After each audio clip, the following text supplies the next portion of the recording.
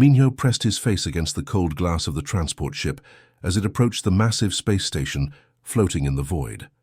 The Galactic Technical Institute looked like a giant metal flower with spinning petals that stretched for kilometers in every direction. Ships from dozens of different worlds docked at its many ports, their strange designs making Earth's vessels look like primitive boxes with engines. His stomach churned, and not just from the artificial gravity fluctuations. Tomorrow, he would be the only human among thousands of the galaxy's brightest minds. The acceptance letter still felt unreal in his pocket, even after 3 months of travel from Earth. "First time seeing the Institute?" asked the pilot, a friendly Corathan with blue-scaled skin and 4 arms. "I remember my first look. Makes you feel pretty small, doesn't it?" Minho nodded, watching as massive cargo ships carrying materials from mining worlds glided past like gentle giants. "Do you know much about the human who got accepted this year?" The pilot's laugh sounded like wind chimes. "You mean you? Word? Travel's fast in space, kid. Most folks are curious. Humans are still pretty new to the galactic community. Some are placing bets on how long you'll last." "What kind of bets?" "Oh, nothing mean-spirited.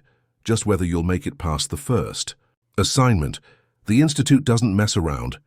They give everyone the same impossible challenge on day 1, separates the dreamers from the doers." The docking process took an hour.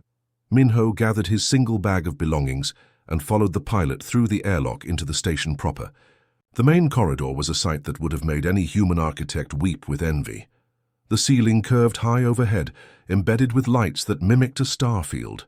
Beings from across the galaxy moved through the space in groups, their conversations creating a symphony of clicks, whistles, and harmonic tones. A tall, insect-like creature with transparent wings noticed Minho immediately. "The human has arrived," it announced in perfect galactic standard, its voice carrying an odd buzzing quality. "Smaller than I expected." "They always are," replied a floating, jellyfish-like being, its tentacles rippling with bioluminescent patterns. "I heard their planet has heavy gravity. Perhaps that explains the compact build." Minho had prepared for this attention during his journey, but it still felt strange being discussed like a museum exhibit. He approached the registration desk, where a robotic assistant with multiple optical sensors scanned him from head to toe. "Minho Park, human, Earth origin, mechanical engineering." "Track," the robot announced. "Dormitory assignment, Level 7, Section C, Room 347. Welcome to the Galactic Technical Institute. Your first assignment briefing begins in Conference Room Alpha at 0800 station time tomorrow." The dormitory level buzzed with activity. Students from dozens of worlds unpacked their belongings and introduced themselves to roommates. Minho's room was small but comfortable, with a bed that adjusted to his size and a workstation equipped with holographic displays. His roommate hadn't arrived yet. He was examining the strange bathroom fixtures when the door chimed. A young being entered who looked almost human except for the silver markings on his forehead and slightly pointed ears. "You must be the human. I'm Jeho. I'm from Kepler 442b, but my species originated from a world not too different from yours." "Minho," he replied, relieved to have a friendly face. "Nice to meet you." "Likewise. I've been curious about humans ever since your species made contact. You're the first to qualify for the Institute. That's impressive, considering you've only had space travel for, 60 years? They talked late into the night about their respective worlds. Jeho explained that most species took centuries to develop the technology and knowledge base needed for Institute admission. Humans had compressed that timeline dramatically, which had caught the attention of educators across the galaxy. "Tomorrow's assignment is legendary," Jeho warned as they prepared for sleep. "They call it the convergence problem. It's designed to test everything: physics, engineering, creativity, and problem-solving under pressure. Most students spend weeks on it, and about 30% never solve it at all."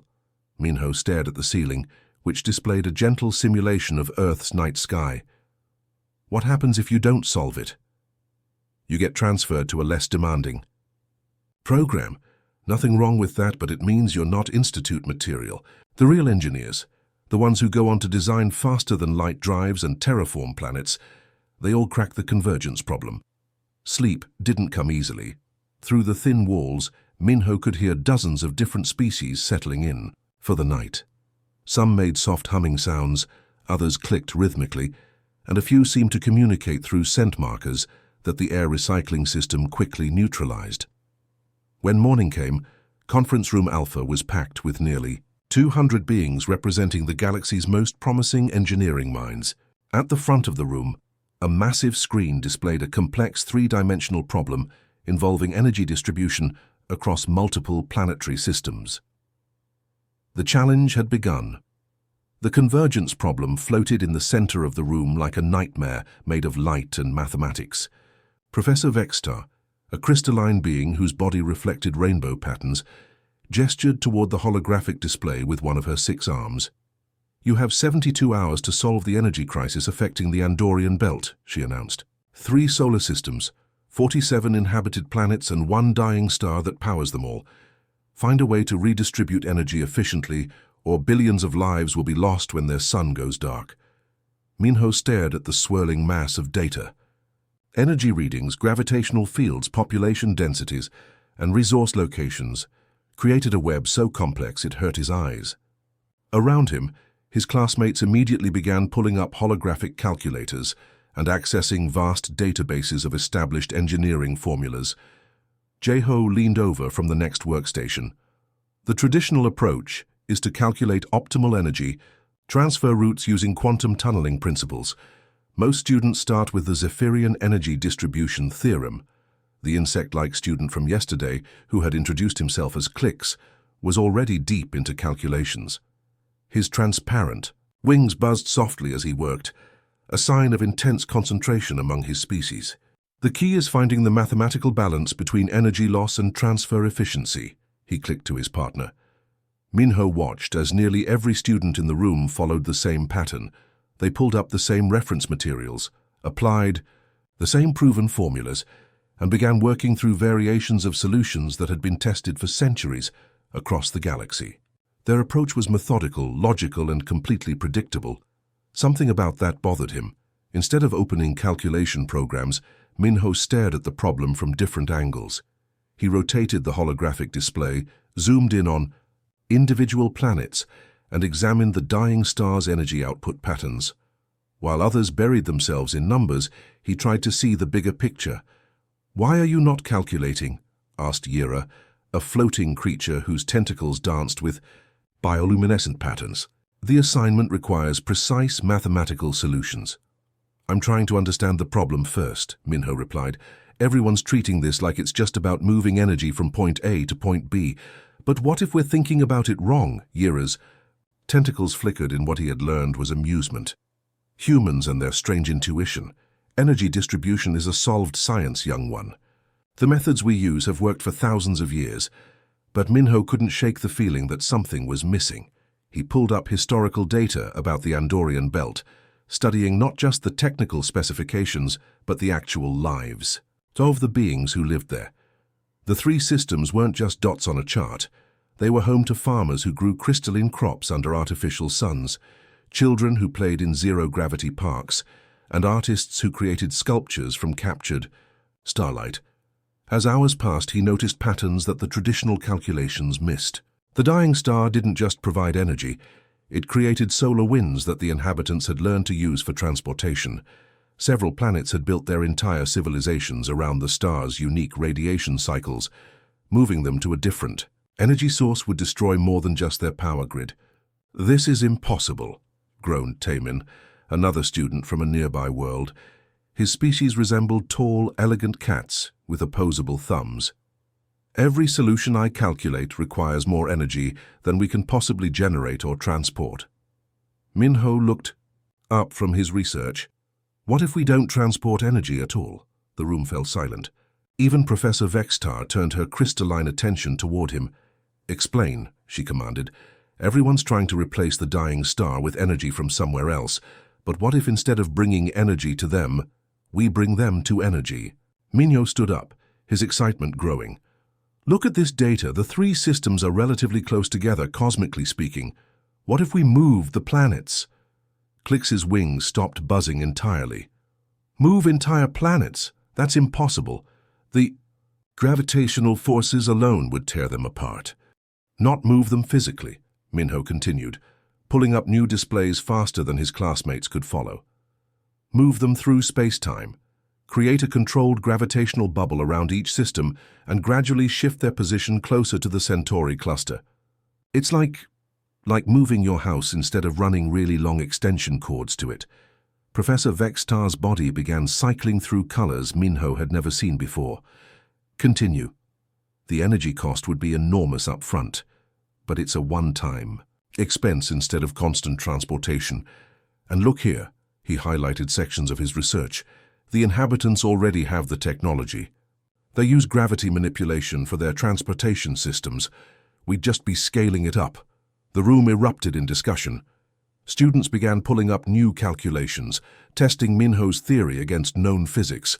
Some were excited, others skeptical, but all were engaged in a way they hadn't been with the traditional approaches. The human suggests we essentially relocate entire civilizations, clicked Clicks. It's audacious beyond belief. It's also elegant, admitted Yira, her tentacles now pulsing in rapid patterns. Instead of fighting the problem, he's redesigning. How the parameters? Jeho was already running preliminary calculations. The gravitational mathematics are incredibly complex, but theoretically possible. We'd need to create artificial anchor points, establish gradual acceleration curves to prevent tidal forces. As his classmates dove into the technical details of his unconventional solution, Minho felt something he hadn't expected. Not pride, exactly, but a quiet satisfaction that came from seeing a problem differently than everyone else in the room. The real work was just beginning. The first simulation failed, spectacularly.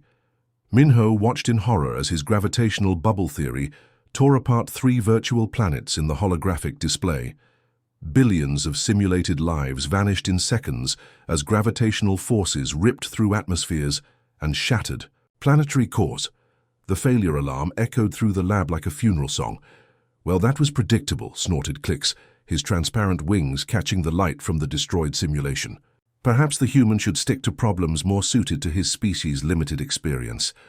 Laughter rippled through the nearby workstations. Not cruel laughter, but the kind that said, "We saw this coming from the beginning." Minho's face burned with embarrassment as he reset the simulation parameters for another attempt. "The gravitational calculations are fundamentally flawed," announced Vorthak, a massive reptilian student whose scales changed color with his emotions.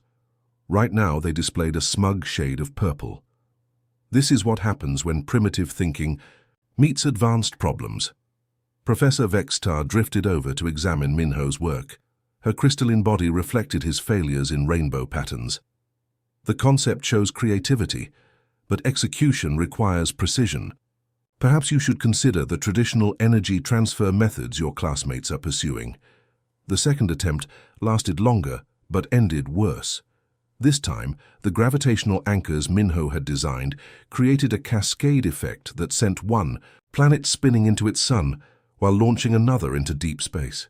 The simulation counted 30 billion casualties before the system mercifully shut down. "Maybe humans aren't ready for institute-level challenges," whispered a snake-like being to her partner. "Their species has barely left their home system." Minho pretended not to hear, but each comment felt like a small cut. He had been so confident in his approach, so sure that thinking differently would lead to breakthrough solutions. Instead, he was proving every doubt about human capabilities. The third failure was the worst yet. His modified gravity generators created a black hole that consumed all 3 solar systems in the simulation. The computer helpfully calculated that his solution would have destroyed not just the Andorian belt, but several neighboring star clusters as well. "Impressive," said Taman, though his tone suggested anything but admiration. "I didn't know it was possible to make the problem worse by a factor of 10,000. By the end of the first day, Minho had become the lab's unofficial entertainment. Students would pause their own work to watch his simulations fail in increasingly creative ways. Some had started placing bets on how many virtual civilizations he would accidentally destroy next. "The human approach lacks mathematical rigor," declared Zara, a floating jellyfish being whose tentacles pulsed with superior knowledge. Intuition cannot replace proven engineering principles. Minho slumped in his chair, staring at his latest catastrophic failure. Around him, other students were making steady progress using traditional methods. Jeho had already found a workable solution that could save 60% of the population. Clix's energy transfer network showed promise for an 80% survival rate. Meanwhile, Minho's best attempt had resulted in accidentally creating a space-time rift. "Having trouble?" asked a voice behind him. He turned to see a young woman, with kind eyes and an encouraging smile. She looked almost human, except for the subtle blue tint to her skin and the way her hair seemed to float as if underwater. "I'm Yuna," she said, settling into the chair beside him. "I transferred here last semester from the Kepler Institute. I heard about your gravitational approach. It's fascinating." "Fascinating is one word for it," Minho muttered. "Catastrophically. Stupid might be more accurate." Yuna laughed, a sound like silver bells. "Do you know what my professor told me when I first started working with quantum mechanics? He said that anyone who wasn't confused by quantum mechanics didn't understand. Maybe the same applies to your solution. My solution keeps destroying everything it's supposed to save, because you're trying to force it to work using everyone else's framework," Yuna said, pulling up his simulation data. "Look at these failure patterns. You're not failing because your idea is wrong. You're failing because you're trying to make your idea fit into traditional engineering constraints." She highlighted sections of his work with graceful gestures. "Here you're using standard gravitational formulas, but you're applying them to a non-standard situation. And here you're designing anchors based on existing technology instead of inventing what you actually need. So you're saying I should ignore established science? I'm saying you should trust your instincts more. The traditional methods work, but they're also limited by traditional thinking. Your approach could be revolutionary if you stop trying to make it conventional." Around them, the lab continued its quiet hum of productive work. Other students refined their calculations, optimized their energy transfer rates, and moved steadily toward acceptable solutions. Their conversations buzzed with technical terms and established theories. "What if I'm just not smart enough for this?" Minho asked quietly. Yuna's expression grew serious. "Intelligence isn't just about memorizing formulas or following established procedures. Sometimes the smartest thing you can do is see a problem that everyone else is missing." She stood to leave, then paused. "My species has a saying. The river that tries to flow uphill struggles and fails, but the river that carves a new path changes the landscape forever." As she walked away, Minho looked at his failed simulations with new eyes. Maybe the problem wasn't that his approach was wrong.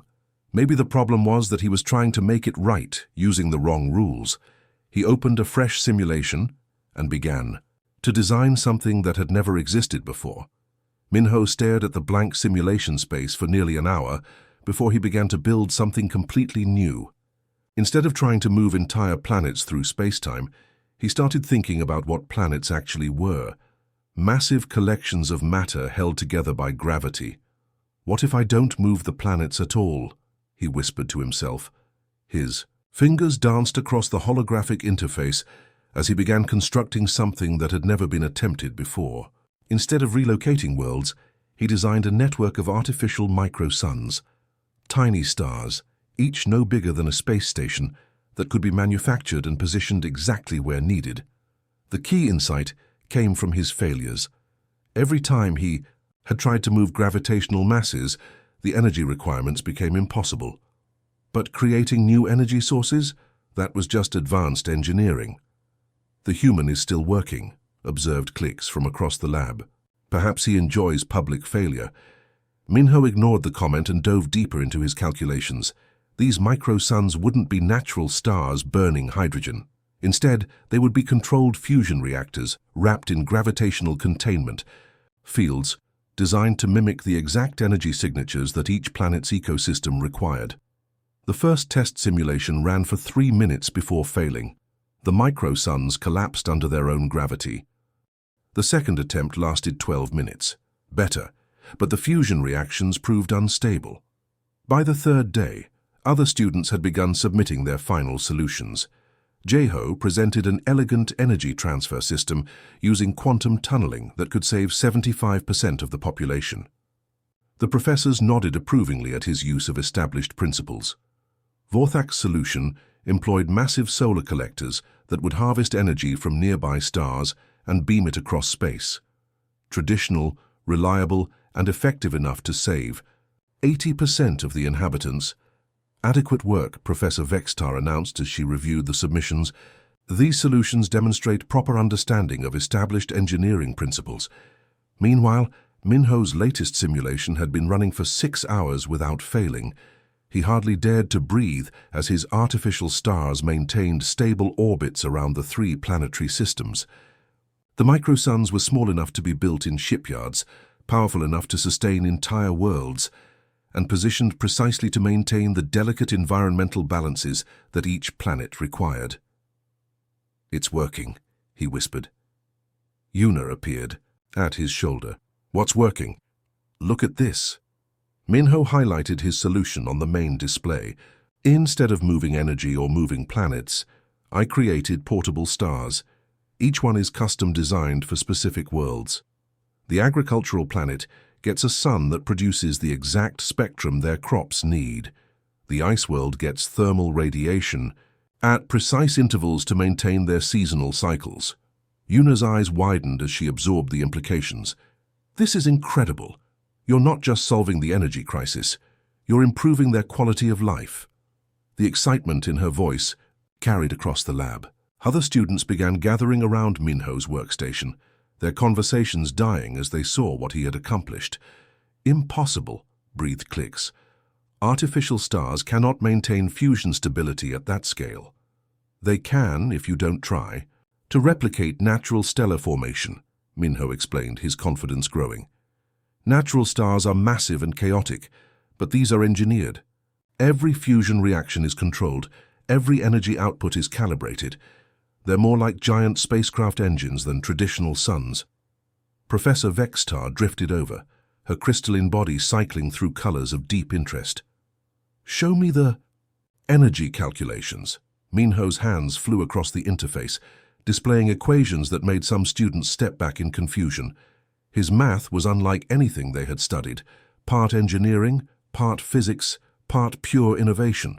The energy cost for construction is significant, he admitted, but once operational, each micro-sun is completely self-sustaining.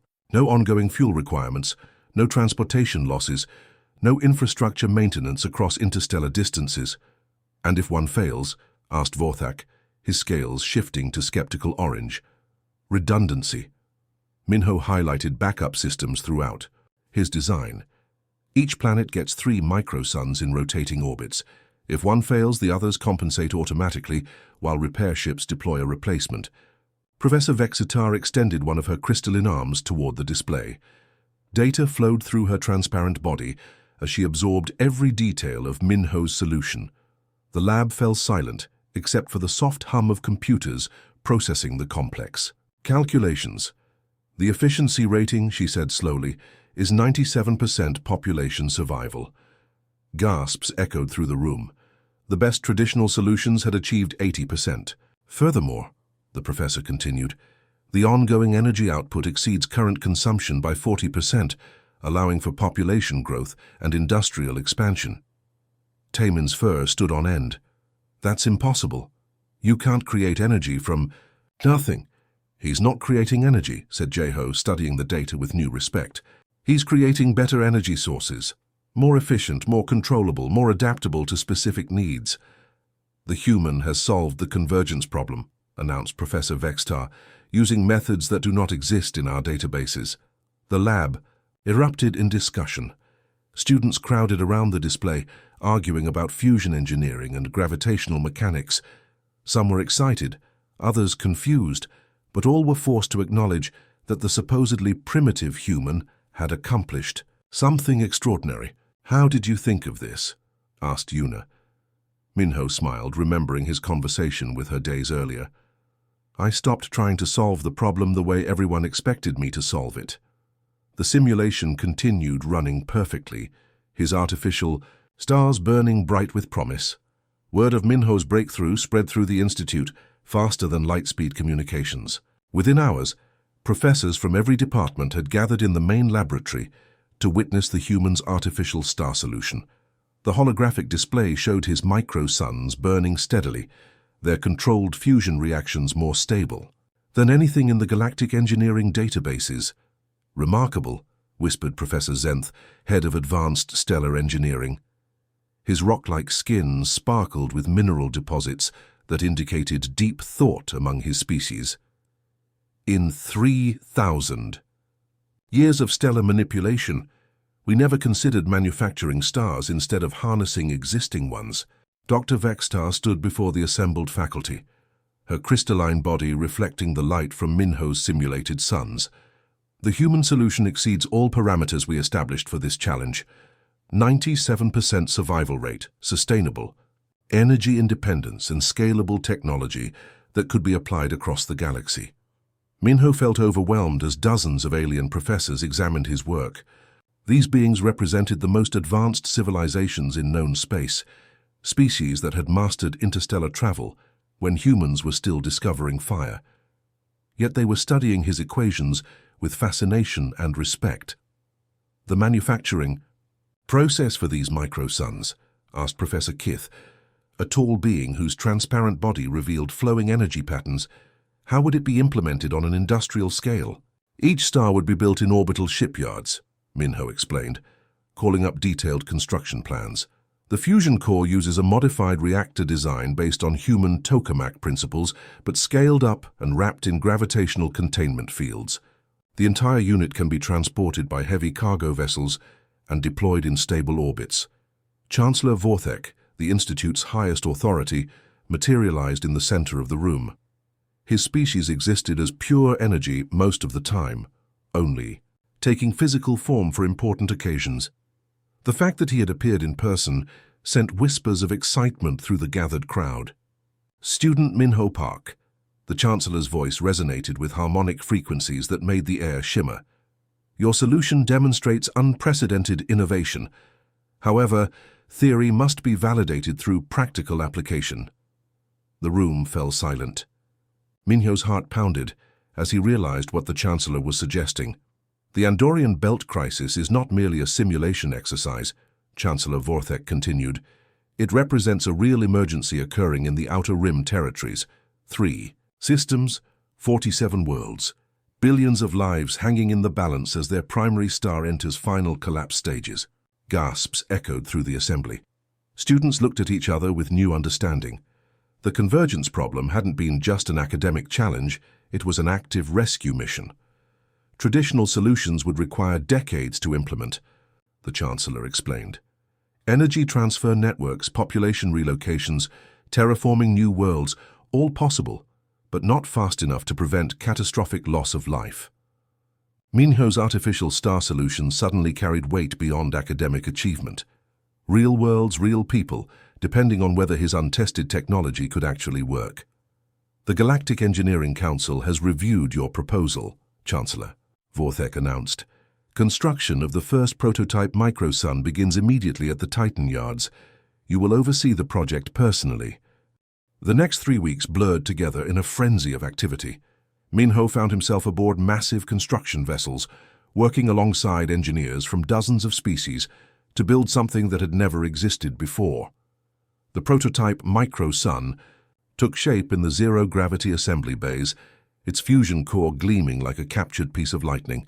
Yuna joined the construction team as a quantum mechanics specialist. "I've never seen anything like this," she said as they watched robotic arms install the gravitational containment systems. "Your design is so elegant. Instead of fighting natural forces, you're orchestrating them." The test firing took place in empty space, far from any inhabited systems. Minho held his breath as the fusion reaction ignited within its gravitational shell. The artificial star blazed to life, its light steady and controlled exactly as his simulations had predicted. "Stable fusion achieved," reported the test supervisor, a multi-armed being whose excitement showed in rapid color changes across her skin. "Energy output within optimal parameters. The micro-sun is operational." Cheers erupted across the construction fleet. Ships from dozens of worlds had gathered to witness this moment, their crews representing the best engineers in galactic civilization. And at the center of it all was a human student who had dared to think differently. The deployment to the Andorian belt took 2 days. Minho watched from the command ship as his artificial stars were positioned around the dying systems. One by one they ignited, bringing new light to worlds that had been preparing for eternal darkness. The first reports came within hours. Crop yields on the agricultural worlds were exceeding expectations. The ice planet's thermal cycles had stabilized perfectly.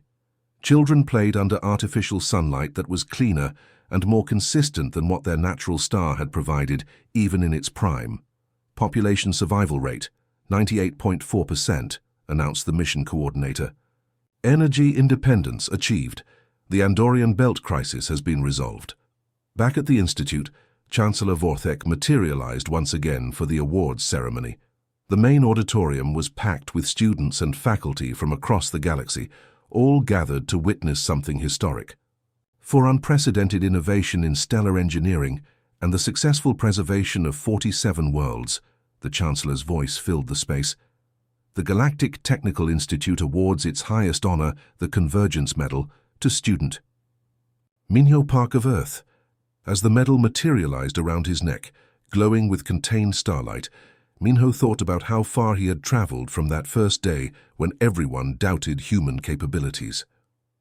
He had proven that sometimes the newest perspective could solve the oldest problems. "Congratulations," whispered Yuna, as the audience erupted in applause from dozens of species. "You've changed everything."